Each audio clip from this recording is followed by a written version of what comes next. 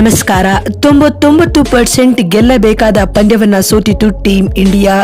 ಎರಡನೇ ಟೆಸ್ಟ್ ಗೆದ್ದು ಇತಿಹಾಸ ನಿರ್ಮಿಸಿತು ಕಾಂಗಾರು ಪಡೆ. ಹಾಗಾದರೆ ಸುದ್ದಿಯ ಸಂಪೂರ್ಣ ಮಾಹಿತಿ ಏನು?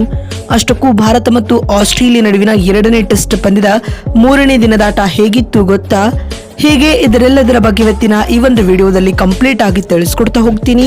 ಆದ್ದರಿಂದ ದಯವಿಟ್ಟು ಈ ವಿಡಿಯೋವನ್ನ ಕೊನೆವರೆಗೂ ನೋಡಿ.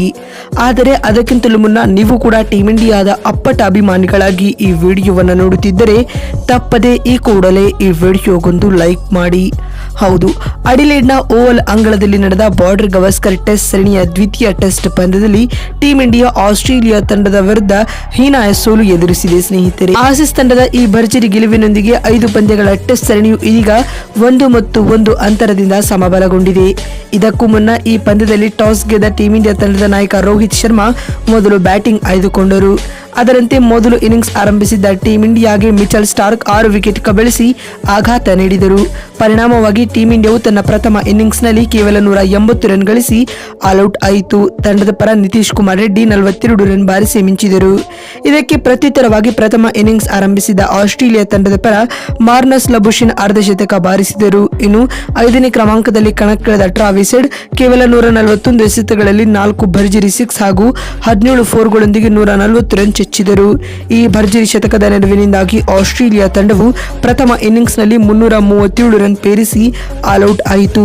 157 ರನ್ಗಳ ಹಿನ್ನಡೆಯೊಂದಿಗೆ ದ್ವಿತೀಯ ಇನ್ನಿಂಗ್ಸ್ ಆರಂಭಿಸಿದ್ದ ಟೀಂ ಇಂಡಿಯಾ ಮತ್ತೊಮ್ಮೆ ಉತ್ತಮ ಆರಂಭ ಪಡೆಯುವಲ್ಲಿ ವಿಫಲವಾಯಿತು. ಆರಂಭಿಕ ಆಟಗಾರರಾದ ಕೆಎಲ್ ರಾಹುಲ್ 7 ರನ್ ಹಾಗೂ ಯಶಸ್ವಿ ಜೈಸ್ವಾಲ್ 24 ರನ್ ಬಾರಿಸಿ ಬೇಗನೆ ಔಟ್ ಆದರೆ ಆ ಬಳಿಕ ಬಂದ ಶುಭ್ಮನ್ ಗಿಲ್ 28 ರನ್ ಹಾಗೂ ವಿರಾಟ್ ಕೊಹ್ಲಿ 11 ಮತ್ತು ರೋಹಿತ್ ಶರ್ಮಾ 6 ರನ್ ಬಾರಿಸಿ ಬಂದ ವೇಗದಲ್ಲೇ ಹಿಂತಿರುಗಿದರು. ಪರಿಣಾಮವಾಗಿ ದ್ವಿತೀಯ ಇನ್ನಿಂಗ್ಸ್ನಲ್ಲಿ ಟೀಂ ಇಂಡಿಯಾ ಕೇವಲ 175 ರನ್ ಗಳಿಸಿ ಆಲ್ಔಟ್ ಆಯಿತು.